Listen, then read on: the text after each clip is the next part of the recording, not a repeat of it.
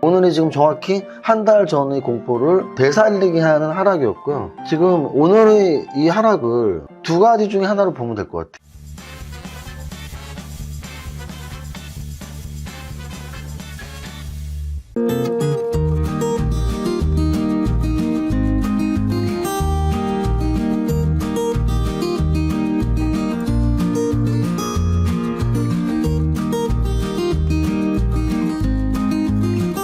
대표님. 라이씨 왔어요? 네, 대표님 안녕하세요. 라이씨 내가 네. 예전에 말한 적 있잖아. 지수를 보고 목소리 톤을 조절해라. 오늘은 대표님 이게 아니고 대표님 이렇게 왔어야지. 대표님, 저 왔습니다. 그럼 나는 라이씨 왔어. 오늘 많이 힘들었지. 이렇게 시작해야 돼. 사실은 이게 이제 한 달 만입니다. 그래서 우리가 우리 어딜 다쳤을 때 저도 사실 무릎을 지금 다쳐갖고 한 2주 정도 통증이 조금씩 완화되고 있어요. 근데 어딘가 좀 세게 부딪히면 활짝 놀라거든요. 너무 아프다 막 이러면서. 근데 오늘이 지금 정확히 한 달 전의 공포를 되살리게 하는 하락이었고요.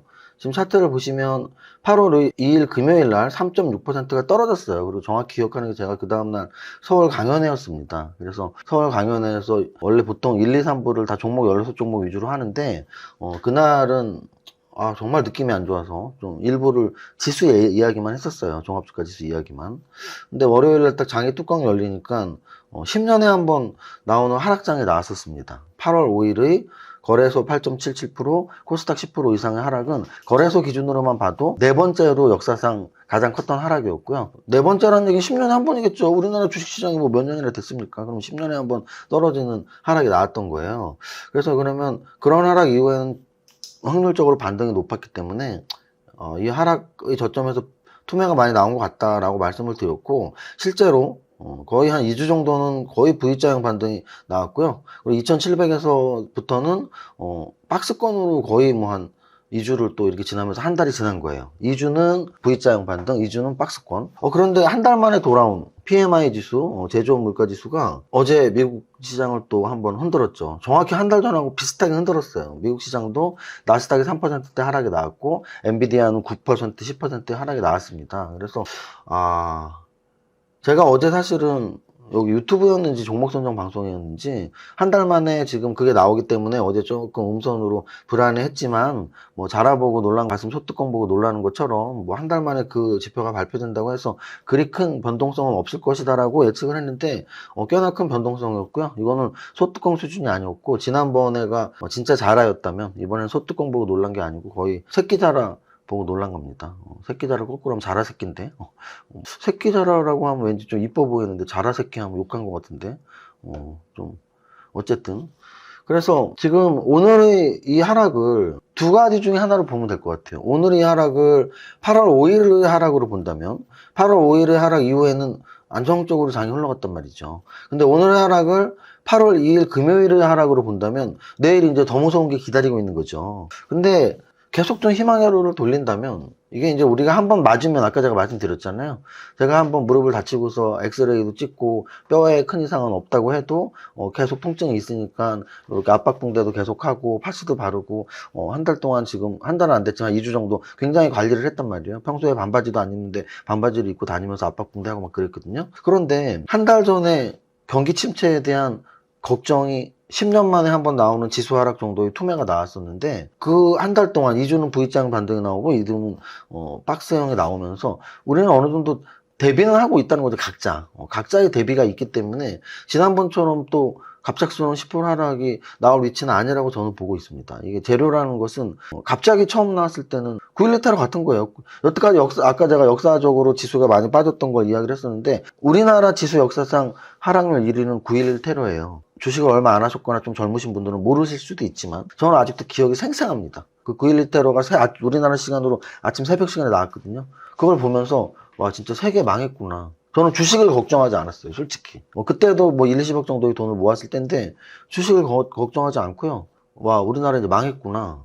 뭐 우리나라가 아니고 세계가 망했구나. 뭐 이런 9.11 테러는 1, 20억 수준을 넘었을 때입니다. 뭐 거의 뭐 100억 가까운 이런 돈이 있을 텐데, 그러면 하루에 막 빠지면 막 제 돈도 막 20억씩 빠질 수가 있는데, 돈보다도 와, 진짜 미국이 저렇게 공격을 당하면 당연히 3차 세계대전이고, 그럼 우리도 북한이랑 싸우고 이제 뭐 진짜 큰일 났네. 뭐 이런 생각밖에 안 들더라고요. 그런 갑작스러운 충격. 예를 들면 북한이 핵실험을 처음 했을 때 우리 지수도 막 5, 6%씩 하루에 막 빠졌었거든요. 그런데 요즘에는 뭐 미사일 쐈다고 해도 우리 놀라지도 않잖아요. 코로나도 마찬가지죠. 코로나도 2020년에 처음 발병했을 때야 그거 걸리면 죽는다며 뭐 이랬지만 지금은 코로나 걸려도 뭐 며칠 있으면 넘어가겠지 이런 거잖아요. 그래서 제가 보기에는 어쨌든 경기 침체에 대한 우리한테의 큰 충격은 한 달 전에 이미 왔기 때문에 이번 하락이 한 달 전의 하락처럼 이어질 공산보다는 그럴 가능성이 있기는 해. 근데 이제 9월은 금리 인하니까 금리 인하하고 맞물리면서 계속 금리 인하의 호재가 커 보이면 올라가고 경기 침체의 악재가 커 보이면 내려가고를 하면서 지난번에도 바로 갭을 메꿨던 것처럼 제가 갭 메꾸기가 진행된다 그랬죠. 갭이 커지면. 근데 지금 오늘의 갭도 꽤 크거든요. 지금 오늘 종가가 2580인데 어제 종가가 2660이니까 거의 80포인트 정도. 오늘 80포인트가 정확히 빠졌죠. 그래서 한 80포인트 정도의 갭이 생겼어요. 그래서 이 갭 메꾸기가 진행될 것이냐 아니면 전저점 2400을 깨러 내려갈 것이냐인데 오늘의 하락이 8월 2일의 하락과 하락률은 비슷하지만 저는 8월 5일의 하락처럼 야, 경기 침체야 겁나지 팔아 뭐 이 정도로 오늘 어느 정도 매도할 사람은 매도하고 또 내일부터는 조금 안정을 찾는 모습이 나올 확률이 좀 있지 않을까 라는 말씀을 드리고 싶네요. 또 내일 뚜껑 열려봐야 알겠지만 지수 설명을 오래 드렸는데요.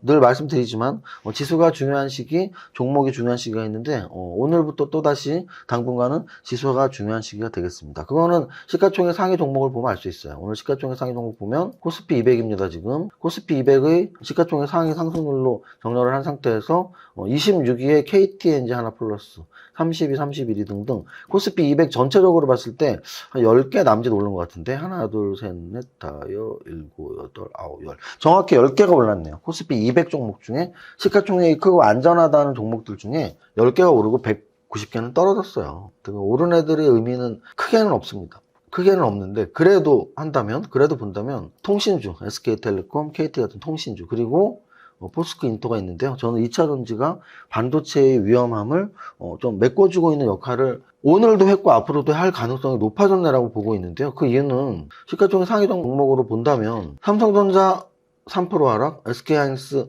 8% 하락하면서 제가 뭐라 그랬죠? 반도체는 이 전저점 깨면 조정이 더 깊어지고 당분간 정고점으로 향하는 강한 상승은 나오기 힘들 거라고 했는데 오늘 그게 나와버렸어요. 그래서 삼성전자, SK하이닉스는 일단은 소위 말하는 마탱이가 같습니다.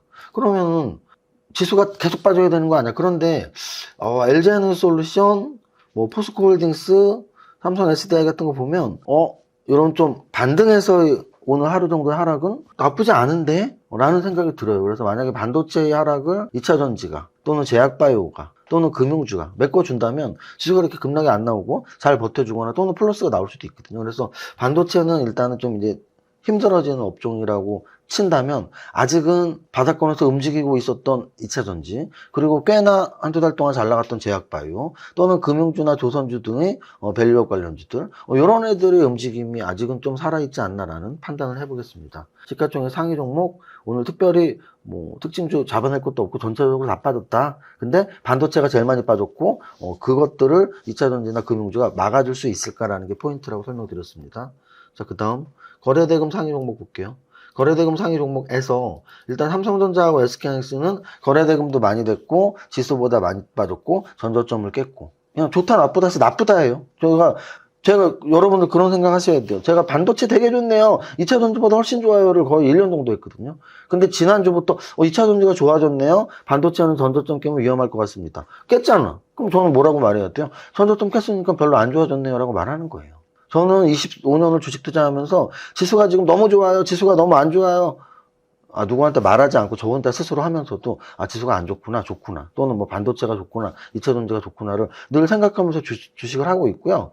뭐 하나를 고집스럽게 말하진 않습니다. 그래서 어쨌든 반도체는 지금 딱 봐도 안 좋은 위치로 내려가 있는 상태. 그 다음이 중요한데 그 다음에 코덱스죠. 코덱스는 뭐죠? 지수에 대한 ETF고 그래서 지수 ETF들이 거래량이 많아졌다는 얘기는 사람들이 지수의 움직임이 변동성이 커졌고 지수의 움직임에서 돈을 벌까 하는 베팅들이 생겼다는 얘기입니다.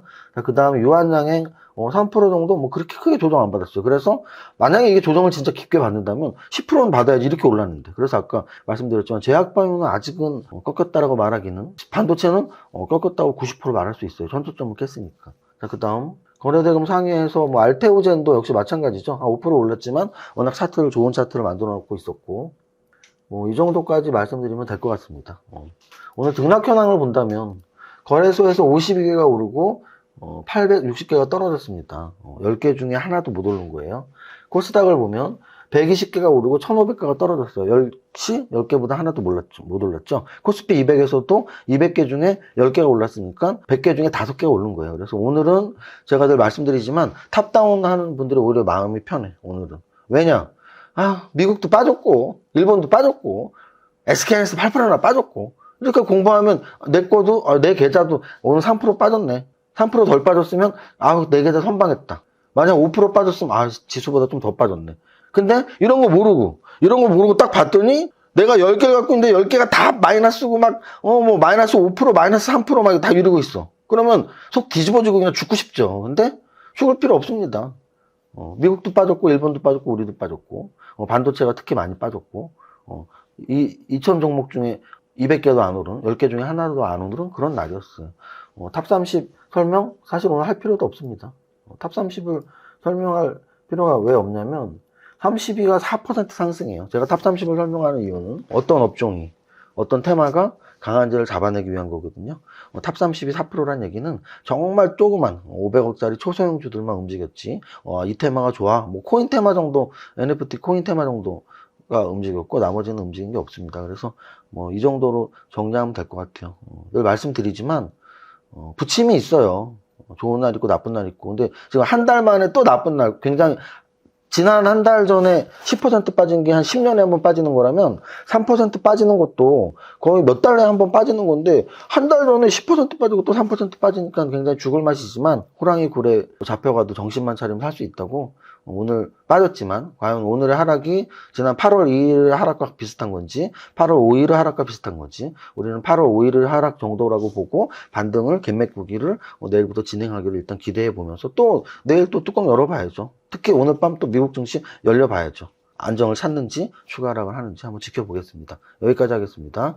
오늘은 우리 그때 징크스 한 번 있었죠? 어떤 징크스? 급락했을 때 제가 노래 안 부르고 그냥 우리 성공투자 화이팅 했더니 좋았었잖아요. 자, 오늘 우리 모두의 성공투자 화이팅!